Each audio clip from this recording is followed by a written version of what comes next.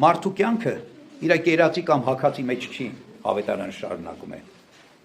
Աստված կյանքը դրա համար մեզ չի տվել, որ մի լավ ուտենք, խմենք, կամ մի լավ հագնվենք, կամ մի լավ վայելենք, կամ մի լավ ունեցվածք ունենանք, Աստված այս կյանքը տվել է ուրիշ բանի համար։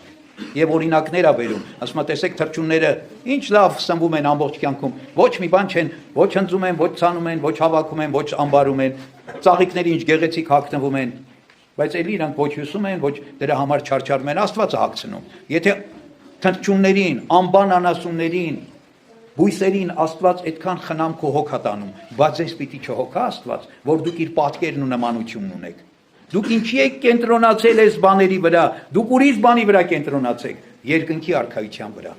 այս ասում։ Մեզ կյանքը տրված է երկնքի արքայությունը շահելու համար, ոչ թե նյութ շահելու համար։ Այդ նյութը ինչ էլ շահենք, գիտեք բոլորը, շատ լավ գիտենք, մարդը իր հետ ինչ է տանում այս աշխարհից։